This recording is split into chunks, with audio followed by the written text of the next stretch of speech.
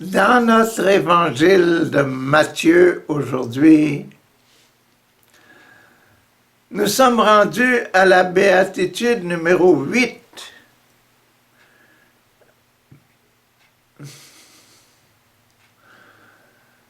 On a 7 sacrements. Sacrement de mariage, c'était le 7e sacrement. Mais après le sacrement de mariage, 1, 2, 3, 4, 5, 6, 7, le sacrement de mariage, ici, il reste 3 béatitudes. 3 béatitudes.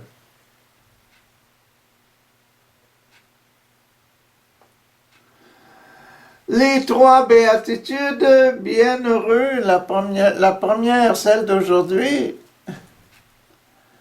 Bienheureux ceux qui sont persécutés pour la justice.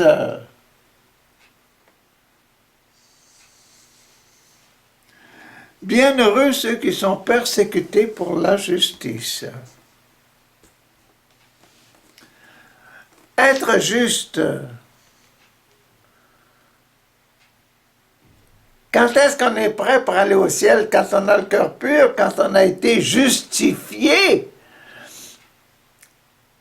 par le sacrement de l'onction des malades. Et cette fameuse béatitude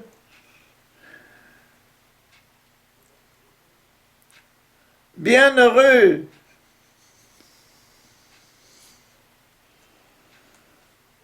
ceux qui sont persécutés pour la justice, elles correspondent à notre croix en Dieu. Né la Vierge Marie, a souffert sous Ponce Pilate, a été crucifié, est mort, a été enseveli, est descendu aux enfers, est ressuscité des morts, et ici est monté aux cieux. Les justes montent aux cieux.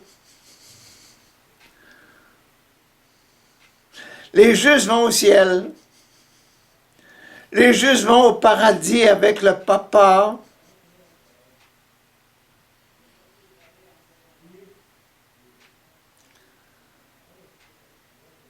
C'est ça qu'on est rendu aujourd'hui, là. On est rendu à Jésus monté au ciel. À nous monter au ciel.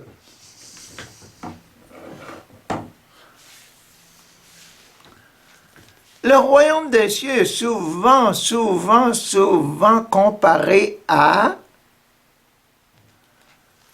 un repas. Le repas des noces de l'agneau. La multiplication des pains. Aïe, aïe, aïe. Un repas. Et la lettre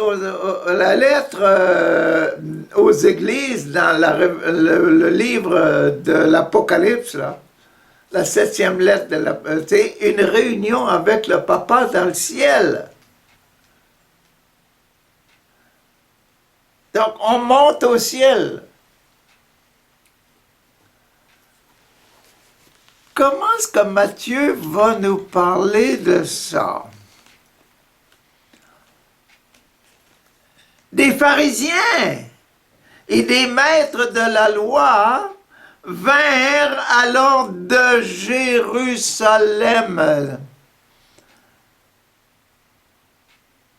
capitale Jérusalem, où se trouve le temple dans le temps de Jésus. Ah, les pharisiens et les maîtres de la loi viennent de Jérusalem, le roi. Le temple, c'était en même temps le château du roi.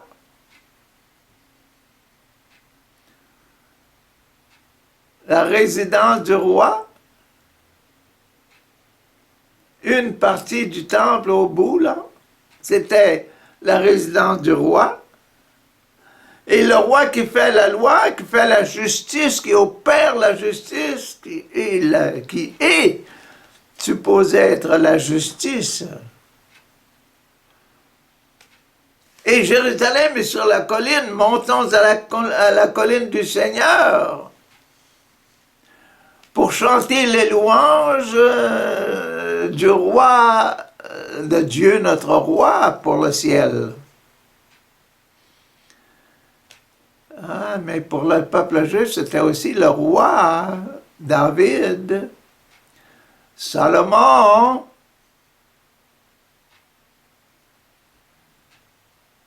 et les rois.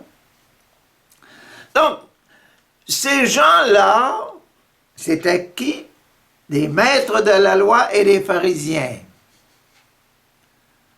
des prêtres et des lévites.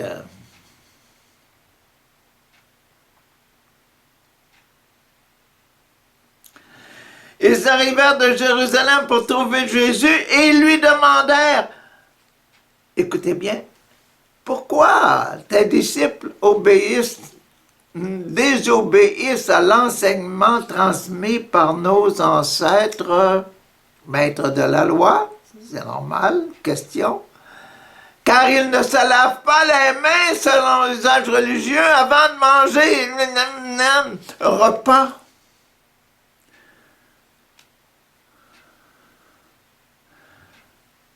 Montez à Jérusalem, mangez le repas, monter au ciel, vivre dans le ciel. Et aujourd'hui, dans notre credo, nous avons « est monté au ciel ». Demain, on aura « est assis à la droite du Père »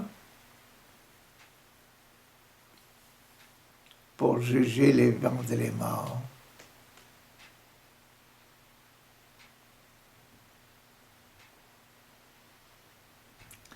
Montez au ciel, allez manger, car ils ne se lavent pas les mains selon l'usage religieux avant de manger. Jésus leur répondit, et vous,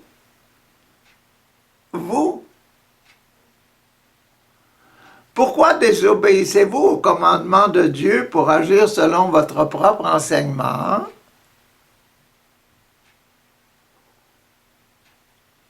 Ils sont bien, hein? Jésus les met bien dans le ciel. Les met avec Dieu, les met avec Yahvé. Pourquoi désobéissez-vous au commandement de Dieu pour agir selon votre propre enseignement? Vous venez de Jérusalem, là? C'est vous qui faites la loi?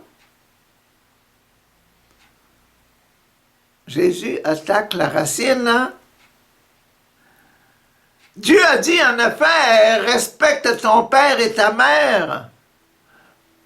Quand on va au ciel, qui est-ce qu'on rencontre? Notre Père qui es aux cieux, que son nom soit sanctifié.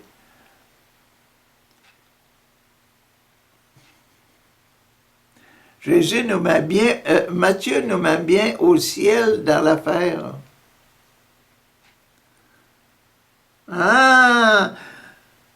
Respecte ton père et ta mère, et celui qui dit du mal de son père ou de sa mère doit être mis à mort. Mais vous enseignez que si quelqu'un déclare à son père ou à sa mère, hein, si quelqu'un déclare à son père et à sa mère, la part de mes biens que je vous pourrais utiliser pour vous aider est un don réservé pour Dieu.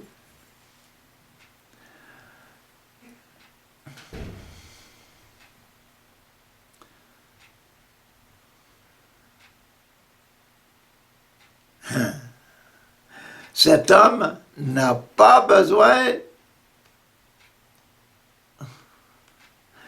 Ah, je suis perdu. Mais vous enseignez, si quelqu'un déclare à son père, sa mère, la part de mes biens que je pourrais utiliser pour s'aider est un don réservé pour Dieu. Cet homme n'a pas besoin d'aider son père si vous dites ça.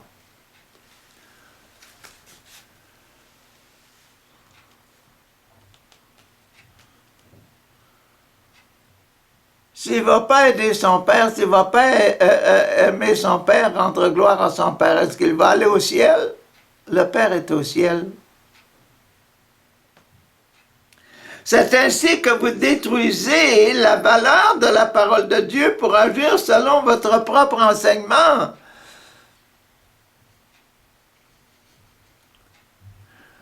Vous voulez garder votre argent dans vos poches? Ne pas aider vos parents? Hypocrite! Isaïe avait bien raison lorsqu'il prophétisait à votre sujet avec ces mots.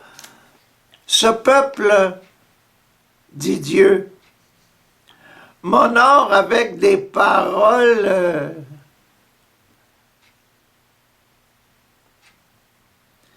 mais dans son cœur, il est très loin de moi.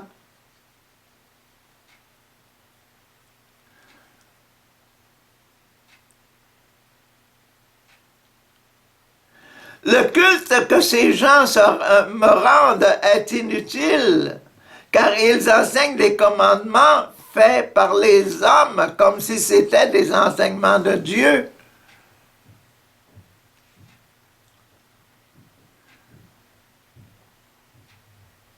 Pour mettre l'argent dans mes poches, je dis, papa, la somme que j'ai là, je l'ai promis à Dieu, je l'ai promis à l'Église. Non. Il y a quelque chose de caché là-dessous. Vous faites vos lois pour vous autres, pour vous faire plaisir à vous autres. Là, c'est pas la loi du bon Dieu, c'est pas la loi de Dieu, ça. C'est pas ce que je veux, dit Dieu. Vous voyez, Jésus les met dans la condition du ciel. Dans la condition du ciel.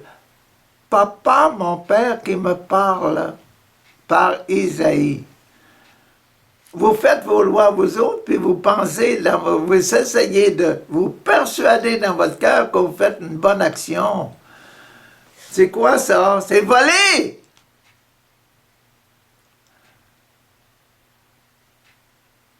Vous volez mon honneur, vous volez ma gloire, etc.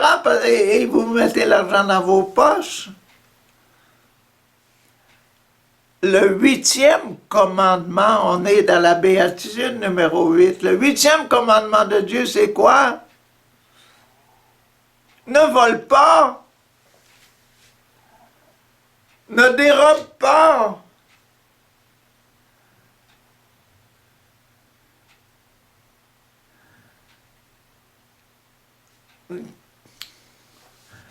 Je crois en Dieu, hein? Comment le Saint-Esprit a-t-il organisé ça dans l'Église pour que, quand ils ont construit la fameuse évangile de Saint Matthieu, ils ont mis les choses exactement comme dans le « Je crois en Dieu ».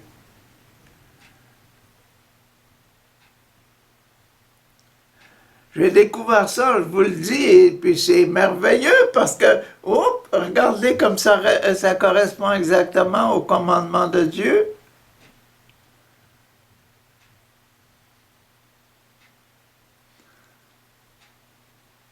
Aux béatitudes.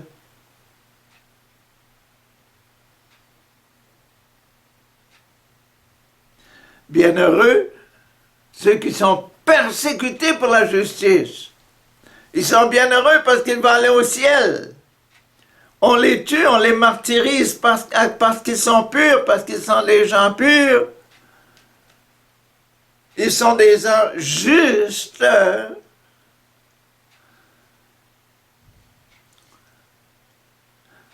Justifiés par le sacrement de l'extrême-onction, la réconciliation et l'Eucharistie, la présence de Jésus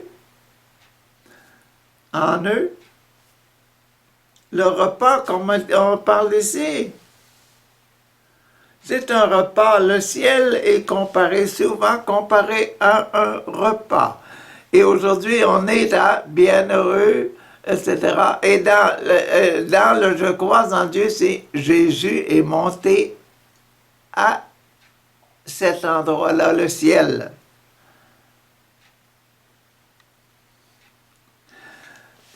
C'était ça la présentation, le passage numéro 1. Le petit passage numéro 2, dans Jésus est monté au ciel, écoutez bien, c'est très court.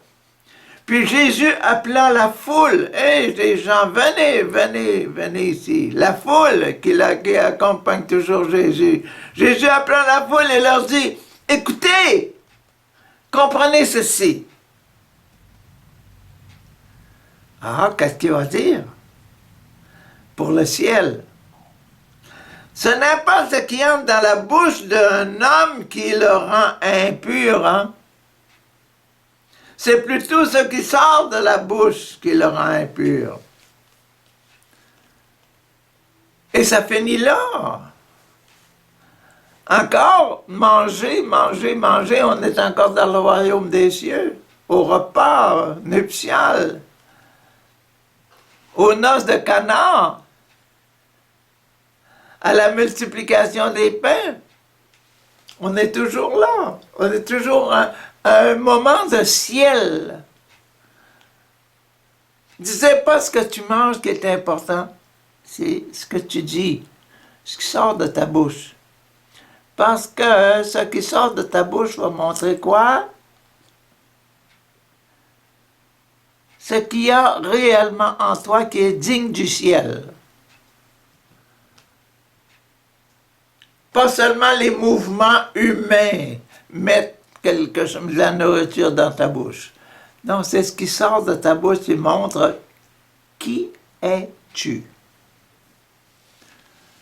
Oh, yeah.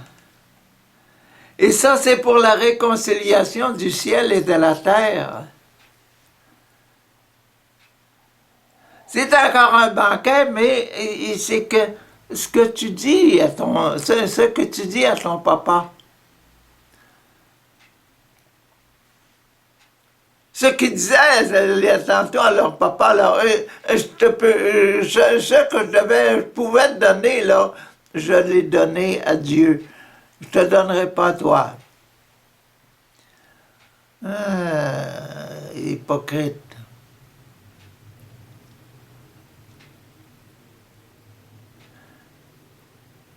Les paroles mensongères que Jésus avait déclarées tantôt, là, ils m'honorent des lèvres, mais leur cœur est loin de... Ah, c'est ça ici, là. Le cœur et la vie. Et les actions humaines. Réconcilions. OK, maintenant le prophétisme, le numéro 3, là. Bienheureux les doux, là. Hein? Ah, numéro 3. Les disciples s'approchèrent alors de Jésus et lui dirent, sais-tu que les pharisiens qui ont été scandalisés de t'entendre parler ainsi, hein?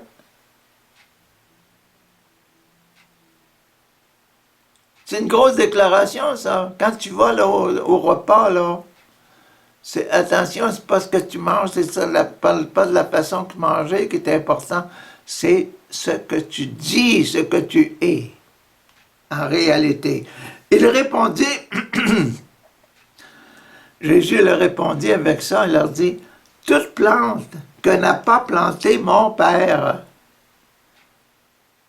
Hein? Jésus parle de son Père. Relation papa qui plante. Ça ne vous met pas dans la situation, dans le ciel, ça, papa, qui avec son autorité, là, ça va aller planter des petites graines qui sont nous autres, là. Pourquoi? Parce que la graine qui va planter, elle va grandir et puis elle va revenir au ciel. Ah! Ah, il répondit, toute plante que n'a pas planté mon Père qui est au ciel sera arraché.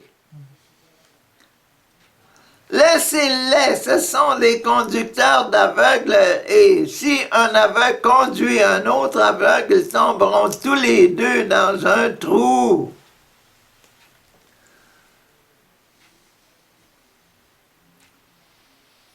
Ils pensent faire la loi.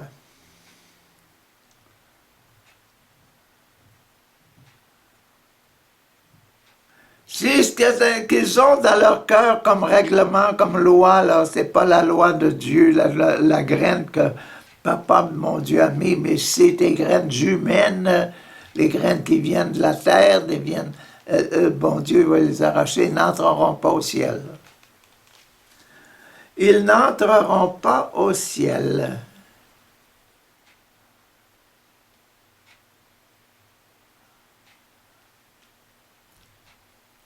Dieu voit dans les profondeurs de nous-mêmes. C'est fini déjà pour le numéro 3. On est rendu un petit passage numéro 4. Numéro 4, Eucharistie.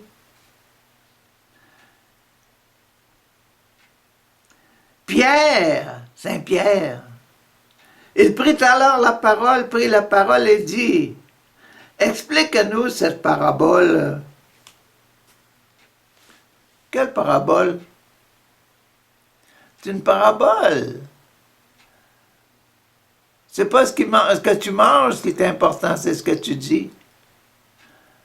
Ah, c'est pas ce qui rentre dans le... Ah, bon, allons-y. Êtes-vous encore, vous aussi incapable de comprendre? Ne comprenez-vous pas que tout ce qui entre dans la bouche de quelqu'un passe dans son ventre, sort ensuite de son corps, mais ce qui sort de la bouche vient du cœur.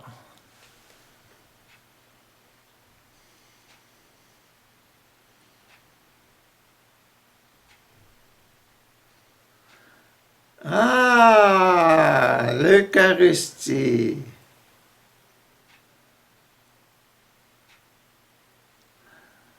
Manger, mais aussi parler de l'abondance de son cœur.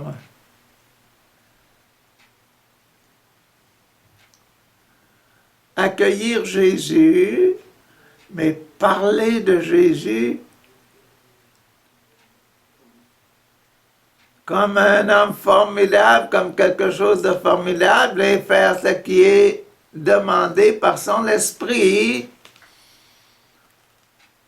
Mais ce qui sort de la bouche vient du cœur, et c'est cela qui rend l'homme impur. Voyez-vous l'Eucharistie? Expliquez à ce moment-là que lui qui va au ciel, là.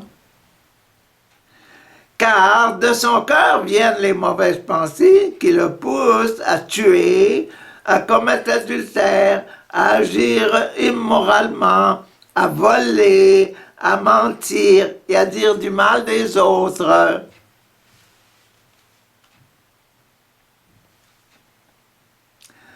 Voilà ce qui rend l'homme impur. Mais manger sans cesse, laver les mains, écoutez, selon l'usage religieux, cela ne rend pas l'homme impur. Manger sans se laver les mains, ça ne rend pas l'homme impur. Ce qui nous rend impurs, c'est le mal qu'on rumine dans notre cœur et qui sort. Ce que l'on dit. Déjà rendu, fini numéro 4, fini l'Eucharistie. Mais sérieux, c'est sérieux. Comment mettre ça en pratique maintenant? Après le sacrement de l'Eucharistie, le sacrement de l'action, l'extrême-onction.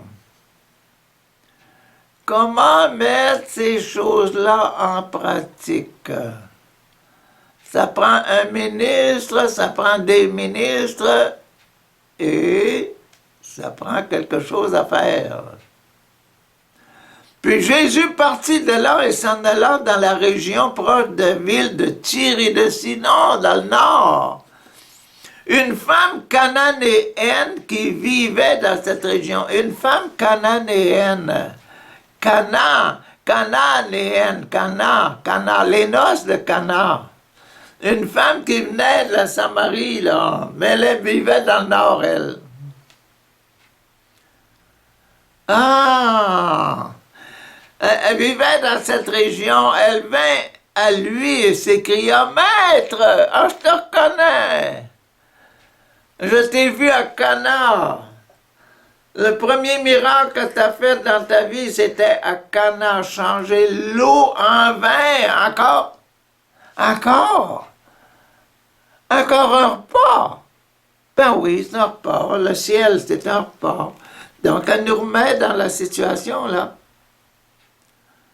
Matthieu nous met dans une situation de ciel encore. OK. Maître, fils de David, aie pitié de moi. Ma fille a un esprit mauvais. Elle va très mal. Mais Jésus ne répondit pas un mot. Ses disciples s'approchèrent pour lui adresser cette demande. Renvoie-la, car elle ne cesse de crier en nous suivant.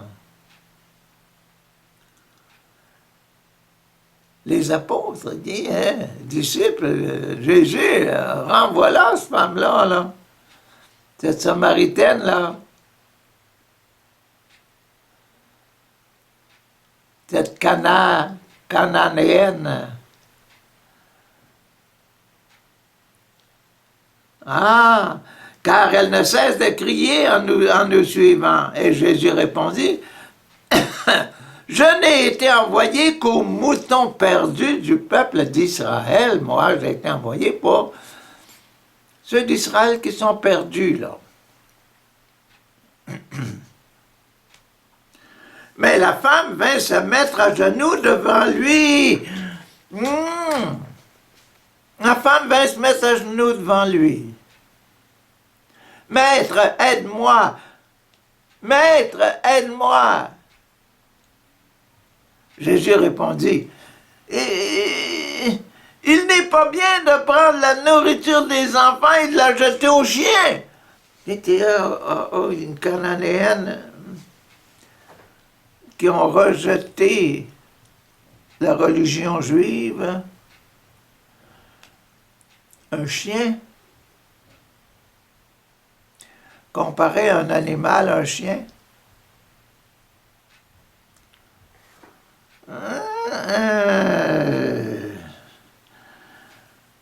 Il n'est pas bien de prendre la nourriture des enfants de la famille d'Israël et de la jeter aux chiens, ceux qui ne font plus partie de la famille. Ceux qui ont le droit de manger, c'est ceux qui mangent, c'est ceux qui sont de la famille. Tu n'es plus de la famille, on te considère comme un chien. C'est vrai, maître, dit-elle, c'est vrai ce que tu dis. Pourtant, les chiens mangent les morceaux qui tombent de la table de leur maître.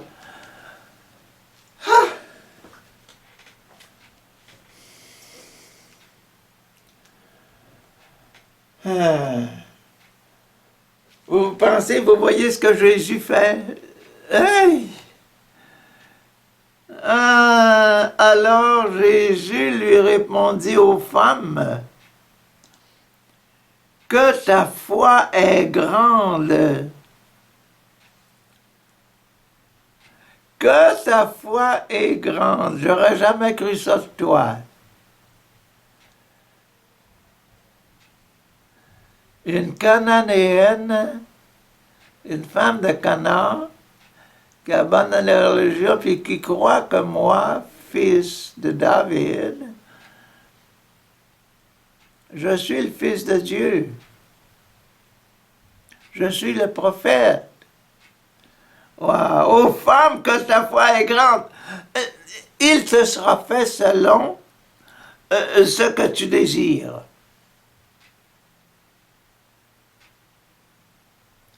Il te sera fait selon ce que tu désires. Et la fille fut guérie à ce moment même.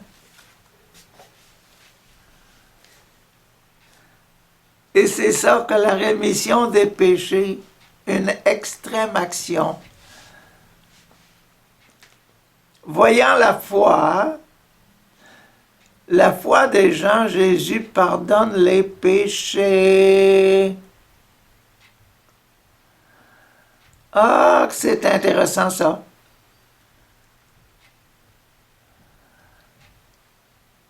Si j'ai foi que je sois de n'importe quelle religion,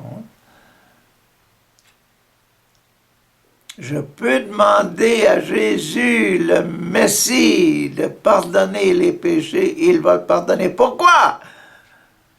Parce que Papa l'avait envoyé sur terre pour enlever les péchés du monde. Pourquoi qu'il refuserait? Il l'a envoyé pour faire ce job-là. Il fait sa job.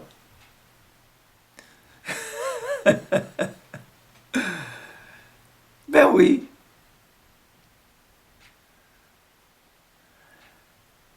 Puis Papa aime tellement son image.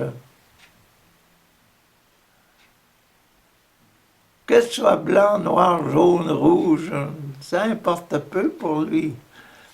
Tu es son image. Et tu es son image surtout par la pureté de ton cœur. C'est ce qui sort de ton cœur qui est important. Maître, ma fille a un démon, chasse le démon. Tu n'es pas de la famille. Ah! Mais les chiens ils ont le droit de manger des graines de pain, des graines de pain, des graines de pain, l'Eucharistie qui tombe. L'Eucharistie a donc un si gros effet. Oui!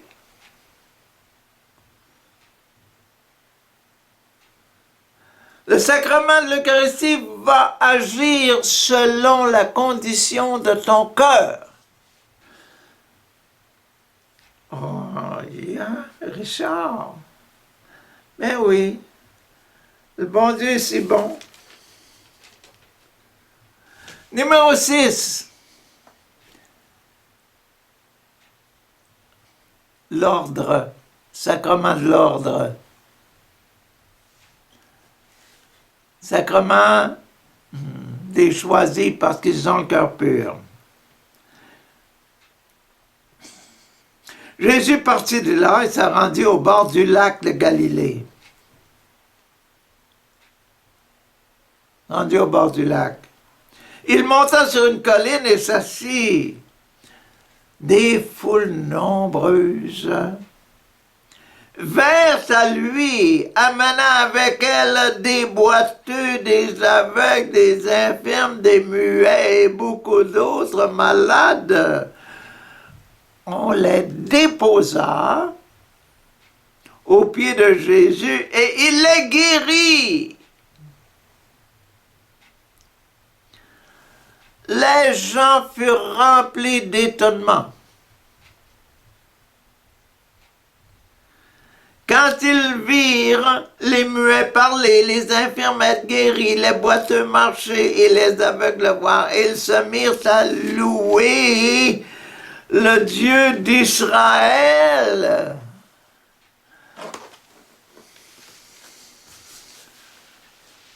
Et c'est ça que le sacrement de l'ordre, au ciel.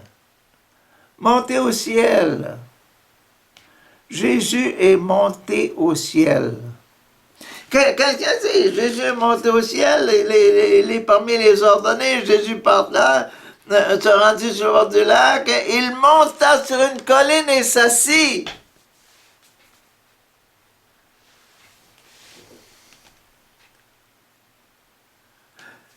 Mais c'est la position des béatitudes.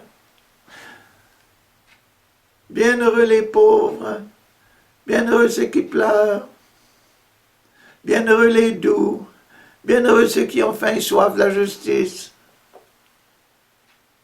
Bienheureux les miséricordieux obtiendront miséricorde, sacrement de l'extrême onction. Bienheureux les cœurs purs.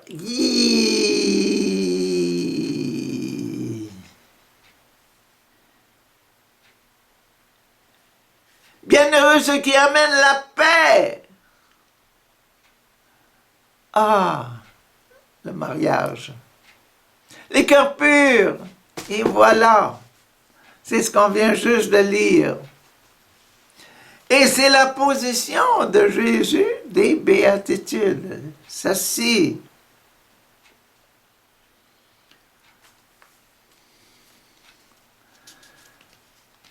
Que sera le sacrement de mariage au ciel? Jésus monté au ciel, c'est là ce qu'on a vu dans notre tableau. Dans notre Je crois en Dieu, Jésus est monté au ciel. Et dans les commandements de Dieu, ne vole pas le ciel. Fais pas tes règlements à toi-même puis dire, bon, je suis au ciel, mais bien, cette somme d'argent, 5 000 $ là, il est réservé à Dieu pour les projets, etc. Les projets que tu as là dans ta main, au lieu d'aimer tes parents, etc., alors bon, c'est pour sa gloire personnelle. Tu vas aller en enfer avec.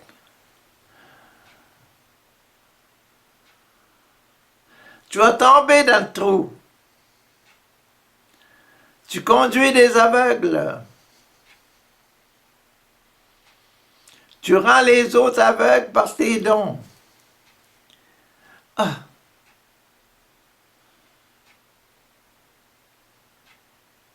Faut pas voler. C'est le 8e commandement de Dieu. Et la 8e béatitude, bienheureux ceux qui sont persécutés. Bienheureux les prophètes. Mais si on a le cœur pur, on est tous des prophètes. Un enfant de 12 ans peut être mis à mort pour le royaume de Dieu. C'est un prophète.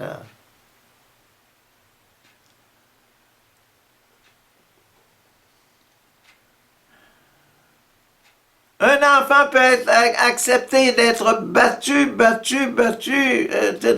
pour ne pas désobéir à Dieu. C'est un prophète. Le prophétisme n'attend pas l'âge. C'est pas l'âge, c'est la condition du cœur pur.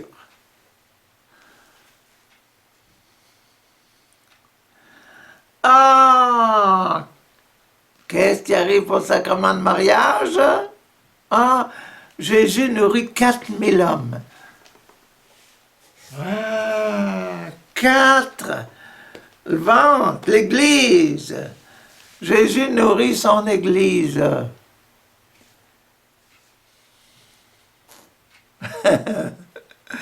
Ben oui, c'est notre Eucharistie. Vous voyez que le sacrement de l'Eucharistie, c'est le sommet, comme disent les papes. Hein? C'est le sommet de la vie chrétienne. C'est le sommet. Et puis, l'évangile de Luc est centré sur l'Eucharistie. Matthieu ici fait un grand éloge. Quand il explique le ciel, c'est la vie eucharistique. Jésus appelle à ses disciples et dit, j'ai pitié de ces gens, car ils ont été 3 jours. Ça fait 3 jours qu'ils sont avec moi et ils n'ont plus rien à manger. Situation humaine avec la situation céleste. Comparaison.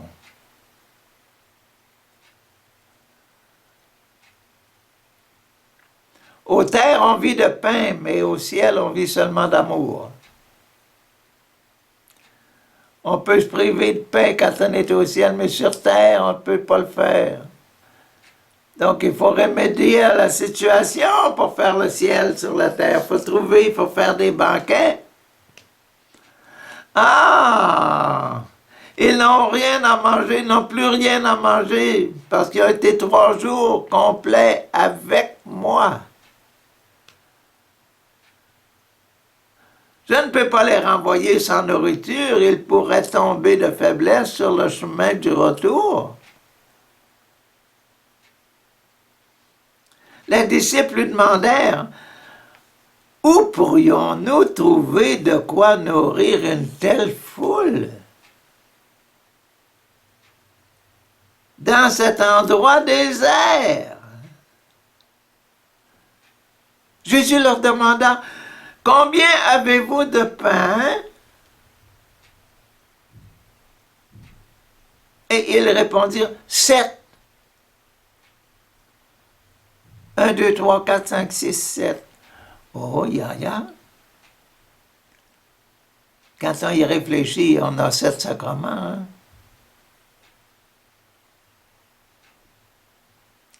On a les 7 demandes du Notre Père. Hein?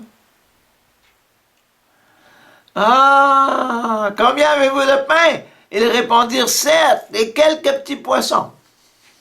Alors, il ordonna à la foule, il ne parle pas à ses disciples, là. Il ordonna à la foule, la foule, là, hein, de s'asseoir par terre. Puis il prit les 7 pains et les poissons. Il remercia Dieu. Il dit pas « Père, béni, béni, béni ». Il remercia Dieu. Tellement certain que Dieu allait travailler.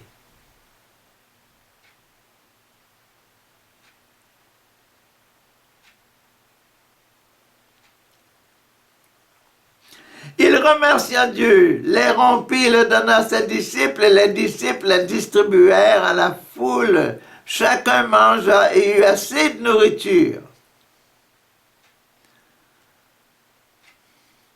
Les disciples emportèrent 7 corbeilles pleines de morceaux qui restaient. Il y avait 7 pains. Ils ont pris 7 corbeilles. J'ai ajouté les petits poissons dans les 7 corbeilles. Et puis, hop! À la fin, hein, qu'est-ce qui restait? 7 corbeilles de pain. Mais dans les corbeilles avant, hein, quand ils ont commencé, il y avait seulement un petit pain et des petits poissons. Mais là, les corbeilles étaient pleines. Ben, on est au ciel, rempli, rempli, rempli de grâce et de ferveur, de douceur, de bonté. Ah, ceux qui avaient mangé étaient au nombre de 4000 hommes, sans compter les femmes et les enfants. 4000 hommes, imaginez-vous. Et le numéro 4, c'est quoi? Le ventre. C'était l'Église, c'était les enfants de l'Église, c'était les enfants du ventre. 4000. Sans compter les femmes et les enfants qui venaient aussi du ventre.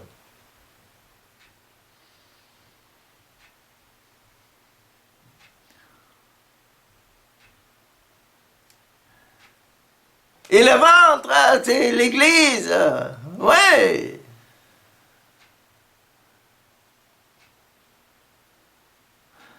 Ce que Jésus a dans le ventre, dans son ventre, c'est l'Église. Il travaille, il donne sa vie pour le monde.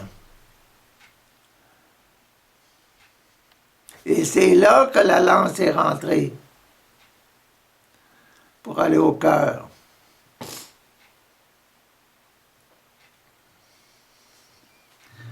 Après avoir renvoyé la foule, Jésus monta dans la barque et se rendit dans la région de Magadan. Il se rendit dans la région de Magadan.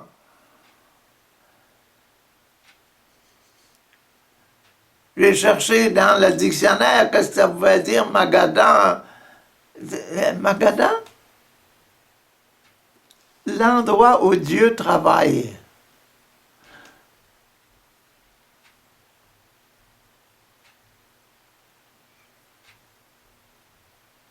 On n'est pas au ciel.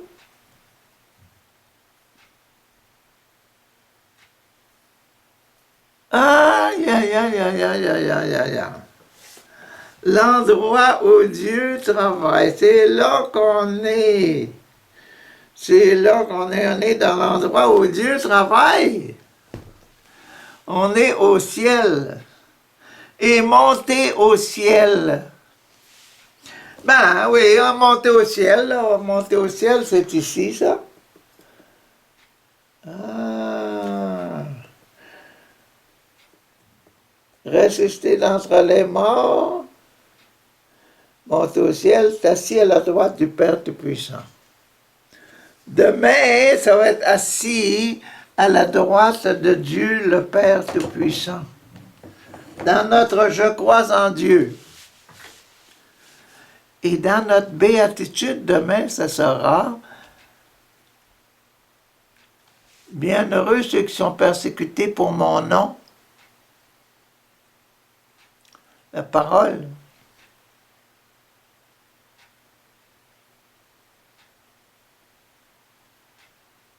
La bouche.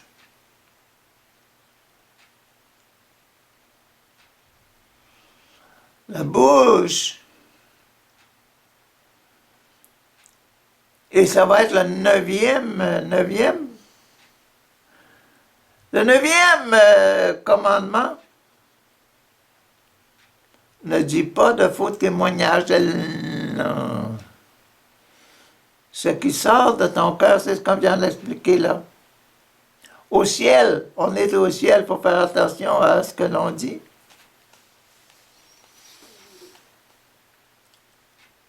Il faut admirer tout ce qui se dit au ciel. Pensez-vous qu'au ciel, il va y avoir quelque chose de mauvais à se dire? Qu'est-ce que Matthieu a mis dans le ciel pour demain? Ah, bonne journée.